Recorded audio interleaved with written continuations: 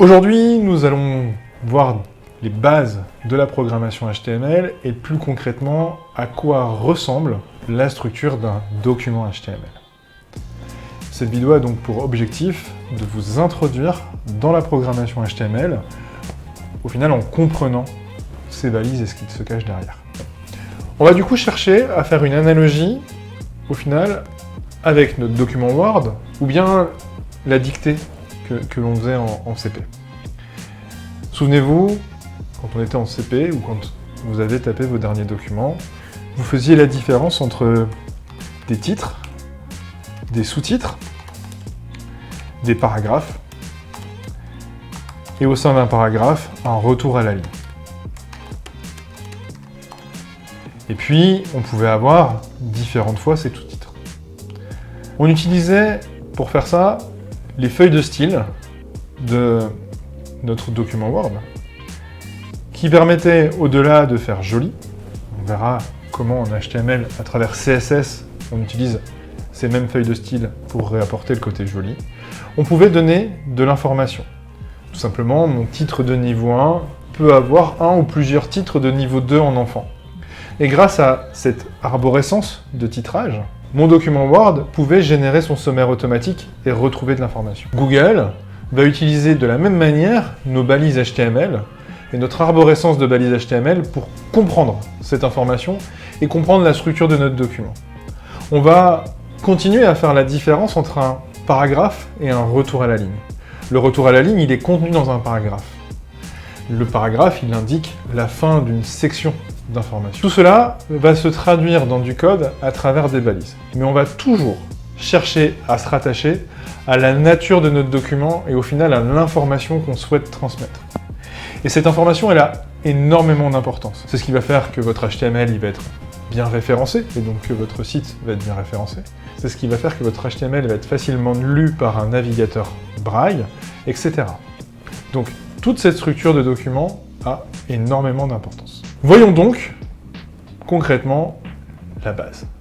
La base en HTML, c'est ce qu'on appelle une balise. Des balises vont pouvoir contenir, ou pas, d'autres balises. De la même manière que vous utilisiez un paragraphe, au sein d'un paragraphe, on peut mettre quelque chose dedans, du texte en gras, du texte en italique, etc.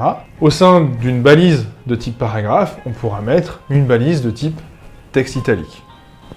Et puis, dans un retour à la ligne, vous ne pouviez pas mettre de texte dans Word, et bien de la même manière, dans une balise de type retour à la ligne, on ne pourra rien insérer. La structure d'une balise, quand on parle de HTML, est en réalité très proche de la structure d'une balise XML, puisque l'origine de HTML, c'est XML. Ces balises vont simplement avoir un code, une information, mais elles vont s'écrire toujours de la même manière. Le chevron pour ouvrir la balise, suivi du texte de la balise, du nom de votre balise, avec un ensemble d'attributs et de valeurs, on verra un petit peu en détail à quoi ils peuvent servir tout à l'heure, mais ils vont donner des informations complémentaires sur votre balise. Et puis le contenu, et enfin la même balise fermante, qu'on voit ici avec le slash. Ce qui est donc important pour pouvoir bien appréhender HTML, c'est de donner du sens à vos balises. On va utiliser toutes les balises H1, 2, 3, 4, 5 et 6 pour les titres.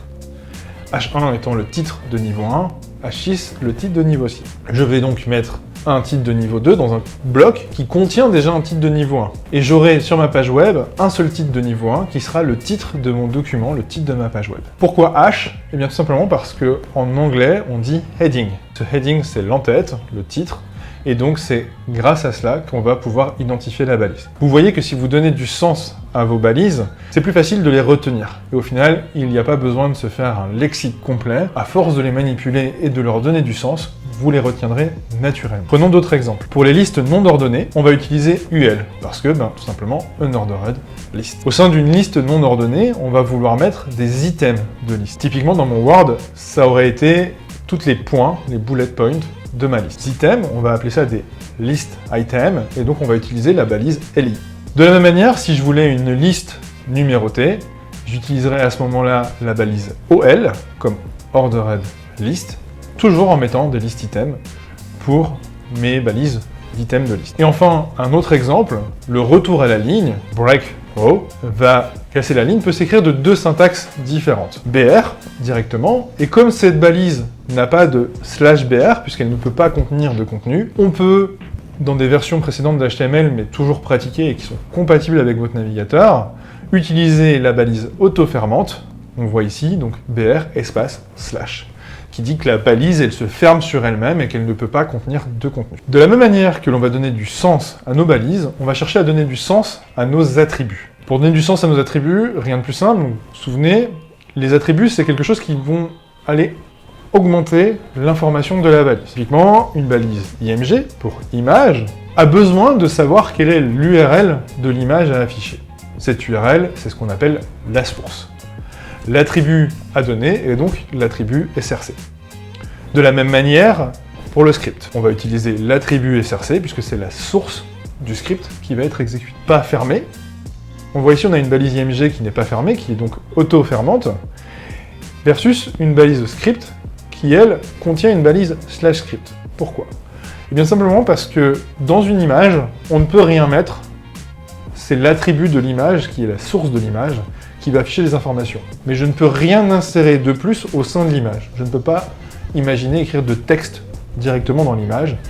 Je génère à ce moment-là une image avec le texte dedans. En revanche, dans un script, on peut soit indiquer une URL de script, à ce moment-là c'est la source qui est externalisée, soit imaginer écrire directement son script entre les balises, et donc c'est pour cela qu'on va avoir la balise /script. D'autres attributs ont bien sûr du sens. Parmi ceux qu'on va utiliser régulièrement, il y a l'attribut href pour hypertexte référence. C'est celui qu'on va utiliser par exemple sur un lien, c'est la référence hypertexte du lien. HTML, c'est le protocole HTTP, donc tout ce qui est les pages web au final, et donc le protocole hypertexte. Cette hypertexte référence, c'est donc le lien hypertexte vers lequel pointe notre lien sur lequel on va cliquer. Et il peut contenir du contenu, naturellement, le texte du lien sur lequel on clique. De nouveau, une balise sur laquelle on ne peut pas mettre de contenu, une balise link qui va vous permettre de rattacher votre page web à une feuille de style. Elle va donc rattacher une référence hypertexte, et on ne peut pas mettre de contenu dedans, puisqu'on ne peut pas mettre de contenu dans un lien. Voyons donc maintenant, à travers le code, comment est-ce que l'on va taper au final notre HTML et comment est-ce qu'il s'affiche. Okay. On va démarrer la structure d'un document. Un document HTML se structure avec cet ensemble de balises. Il va y avoir au final une partie en tête, qui va être les informations de lien, de rattachement, et toute la partie savoir charger les feuilles de style, mais c'est aussi avec ça que je vais pouvoir personnaliser le titre de la page. Et ensuite, le corps de la page, qui est la zone qui est ici, dans mon navigateur.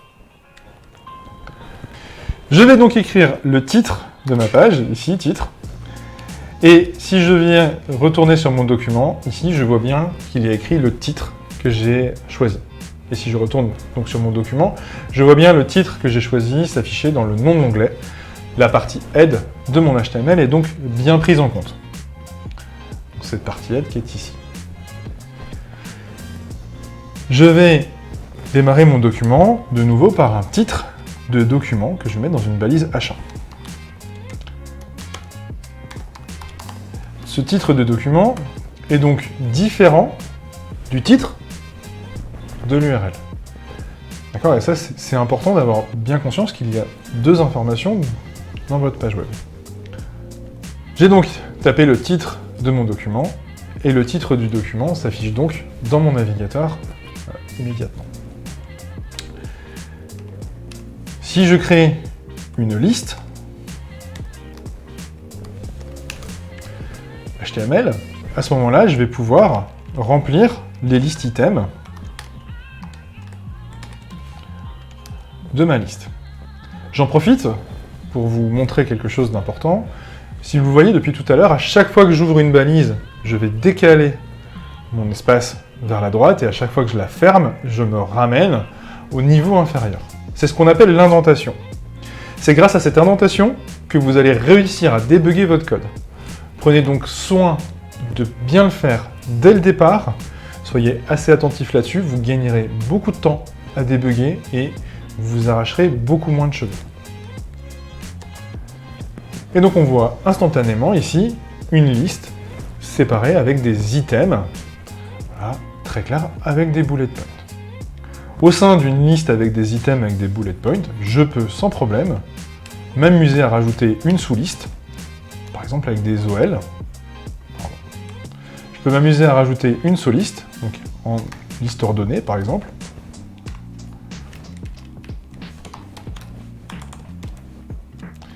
Et donc quand j'enregistre, ici on voit bien, j'ai bien une sous-liste décalée qui est numérotée.